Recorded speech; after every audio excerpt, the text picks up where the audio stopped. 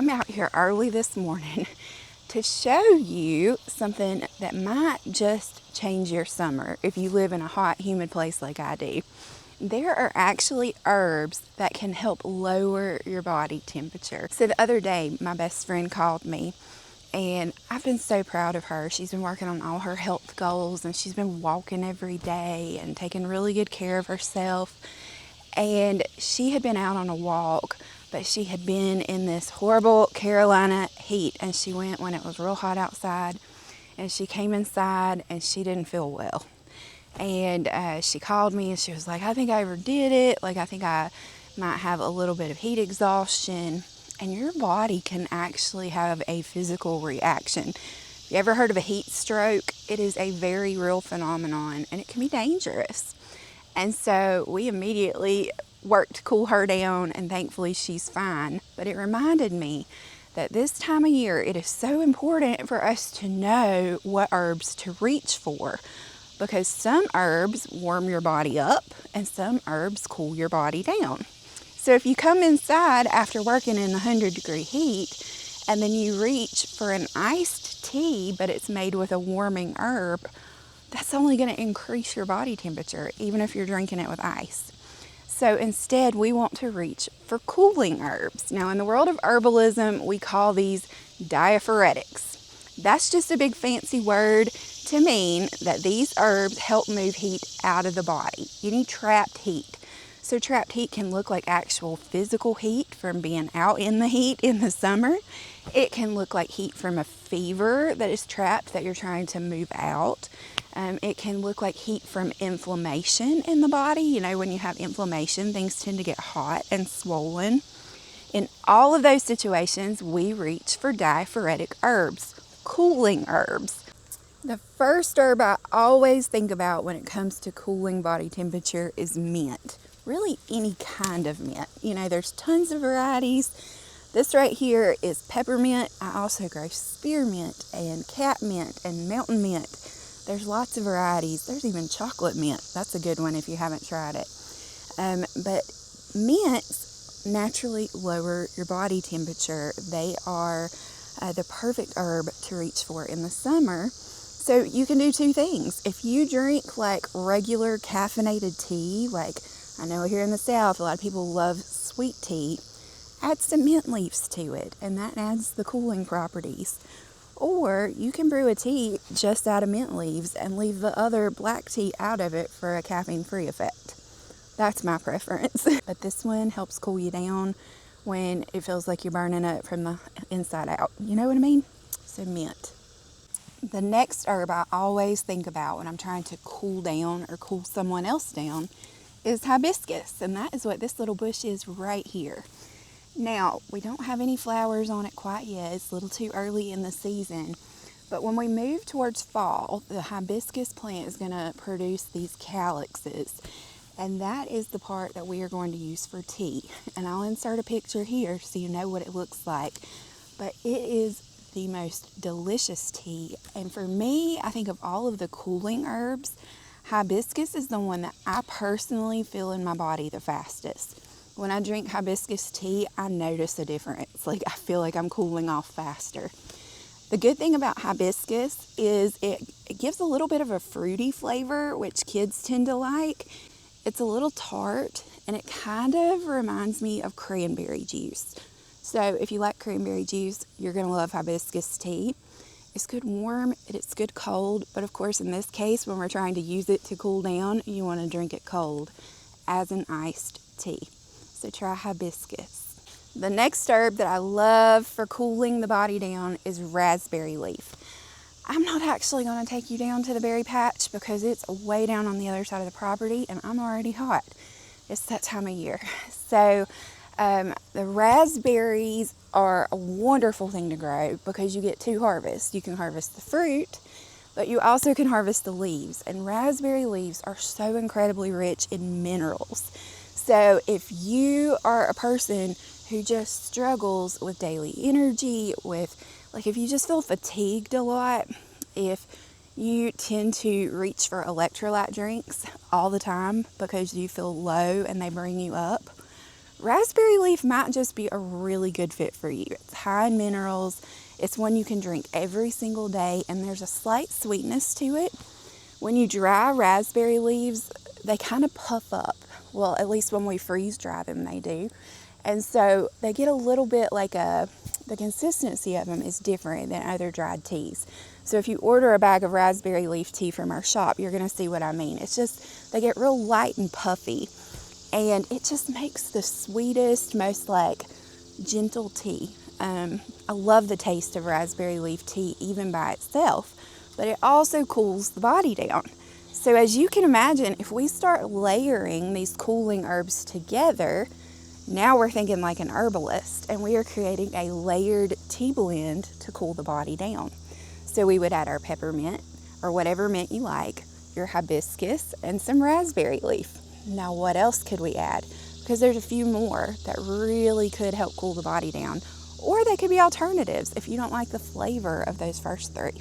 Let's get into the last three. Another herb that I go to most often for inflammation also fits in this category because it's a cooling herb, and that is calendula. So calendula is a happy, bright little flower. It's easy to grow. You put it in your garden once and you'll probably have it forever because it just tends to reseed itself, which is kind of a nice thing. It's the Lord working beside you to keep your garden providing what the body needs. So calendula really shines when it comes to inflammation. It's what I recommend when anybody calls me and they're like having digestive discomfort that is related to inflammatory things. Think like inflammatory bowel disease, Crohn's, ulcerative colitis, all those types of things. I've shared with you some of my history with diverticulitis. Calendula is my go-to for inflammation in the gut, but also anywhere else in the body. And perhaps the reason it works so well is because it is a cooling herb, and as it cools the inflammation, it brings down the swelling and it brings down, the heat in the body, and with that, it brings down the pain. So calendula is one that I think every family should keep on hand. Dried calendula flowers, just pick your flowers, lay them out on a sheet of parchment paper, and let them air dry until they're completely crisp, and then store them in a mason jar. And you'll have calendula for any time somebody in your family is dealing with inflammation. But you could also layer this in on a tea to bring down the body temp when it's getting real hot and miserable outside. Another cooling herb that I absolutely love is bee balm. Now this is one that I don't see in many home gardens actually. If anything, I see it used more in cottage gardens, but it's great in veggie gardens because bee balm draws tons of pollinators. And here's the really cool thing about bee balm. It actually has properties that help skin cells regenerate. So if you were to infuse some bee balm in some oil for a few weeks and then strain it out, that oil would become incredibly healing for scrapes and minor cuts. It would really help the skin repair. That also tells me it's a really good candidate to go in any sort of skincare preparations. And I will tell you, infused bee balm oil feels so silky, and I love this one. It blooms every other year, so when it's blooming, we want to harvest a ton of it. But this is one that will continue to come back year after year, and it reseeds very easily. And the flowers are so pretty. But this one is also a cooling herb, and a lot of people only think of bee balm for skin preparations. But it's a delicious tea, and you can make a tea from the flowers or from the leaves. I actually tend to prefer the leaves for tea. They have like a little bit of a spiced kind of taste. I would compare, it's not like a chai tea, but I feel like you could put bee balm in chai tea and it would blend perfectly, if that makes sense. So I love this one. I have patches of it all over my garden in different areas. Here we're growing lemon balm and bee balm right beside the greenhouse, but I also have some tucked back in my raised beds beside where the tomatoes grow to draw in pollinators. And this is one I gift friends a lot. Like, it spreads rapidly, so we dig it up and we'll give a patch to friends every single year, and they love it too. So buy you a little bee balm plant, and here's a hint. Now, I don't know if they still have them because it's July, but they sell this at Lowe's in the garden center. So that's where I bought my first bee balm plant. I bought one, and it was in like 2019, and I've never had to buy another one. And I have bee balm everywhere now. So this is a good one. It tastes good. It also cools the body down. It's good for skincare, but it would also be really good to cool you off in a healing tea. So bee balm. And then there's one final herb that I think really shines, and you guys are actually the one that reminded me that I should include it in this video. Let's get into it. So as I was prepping for the video this morning, I had a little list with some notes written out about cooling herbs and the ones I thought were most important to talk to you about. And as I was working on the list, my sweet assistant Lauren sent me a text, and she was like, girl, a review came in and I feel like you should read it immediately. And one of you had sent a review in of butterfly pea flower and how it had specifically helped with lowering body temperature and cooling you off. And the person who left this review said it was over 100 degrees where they lived, and this brought instant relief. And so that was so interesting that text came in right as I was making the list.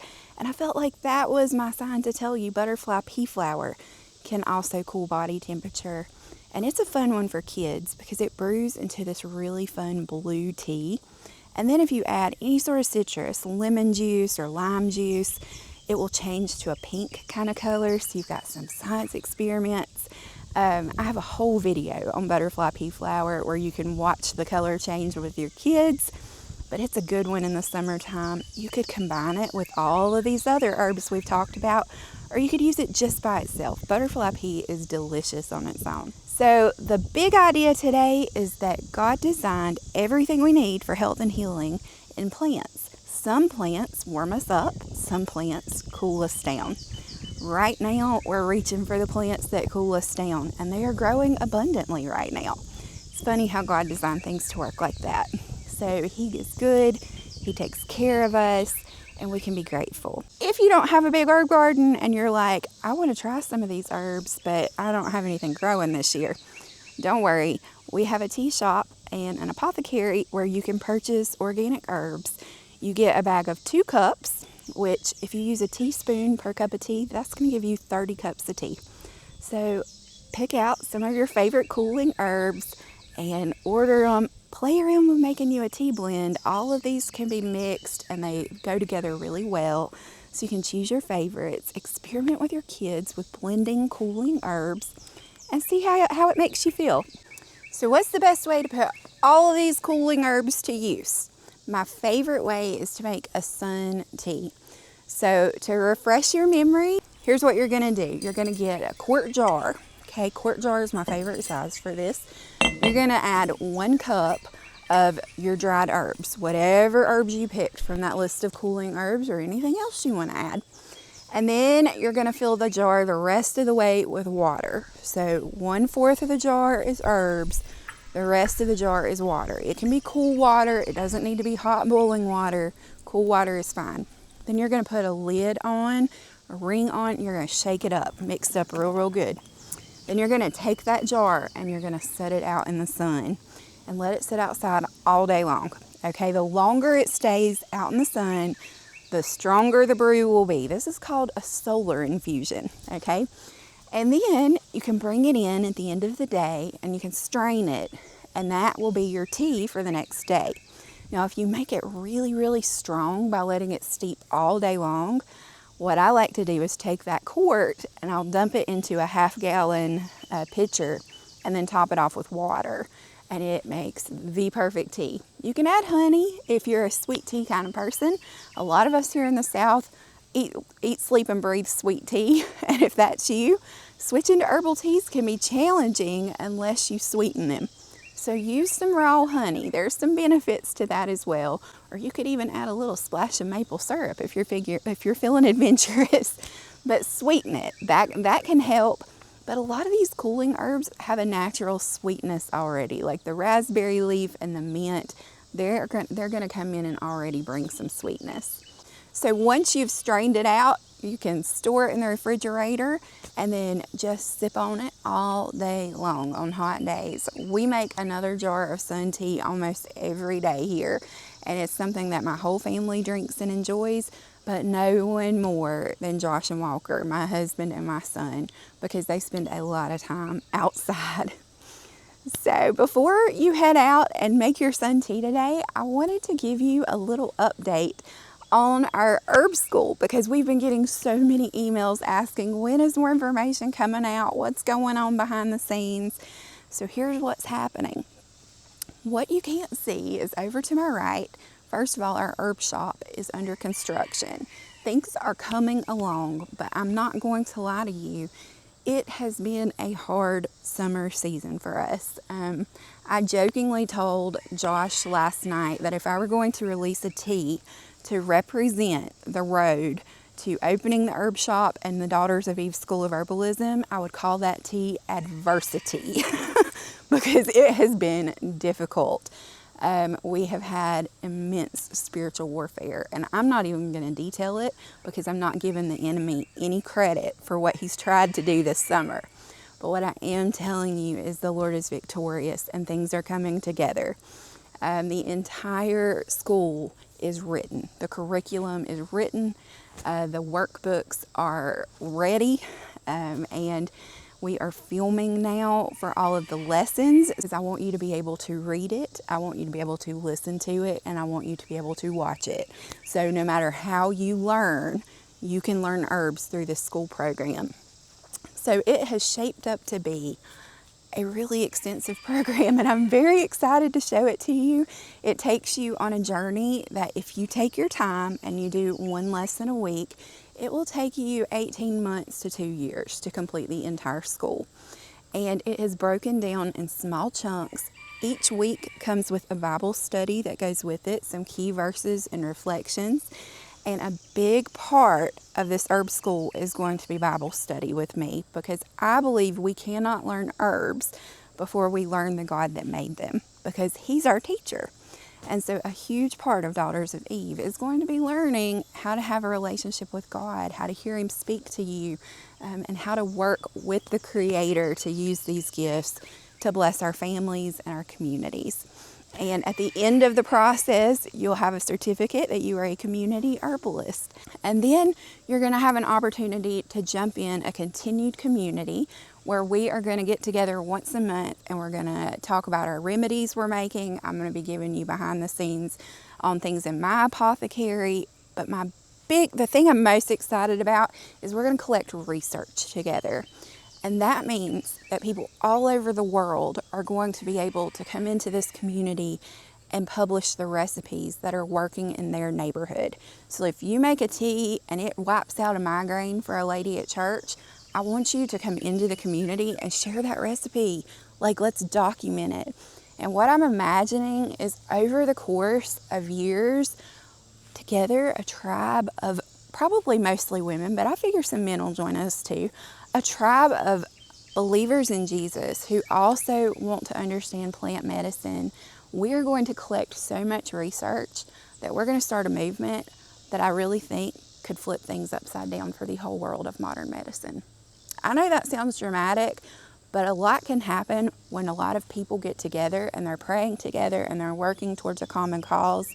And our common cause is to do better, and is to not push pills and not push side effects and not push addictions, but to push living the way God created it, and using the gifts that He's given us. So that's the direction we're headed. Lots is underway, but I would ask truly from the bottom of my heart for you to pray for us. If you're a follower of Jesus, please pray for us. Pray for a spiritual covering over us as we are in the final seasons of preparing for the school to open.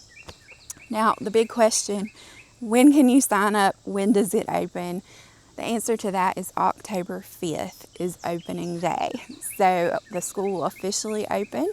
Classrooms, day one is October 5th. However, I am going to have a sign-up link available to you in August where you can enroll early and you can go ahead and save your spot in the program.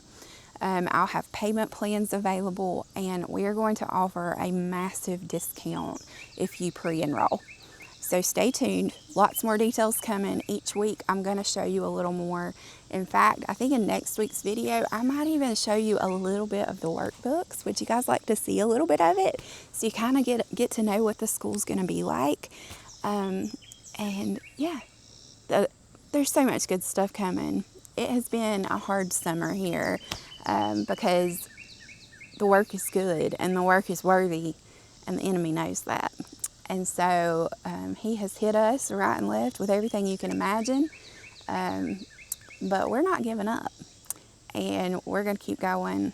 And this herb school is going to change a lot of lives.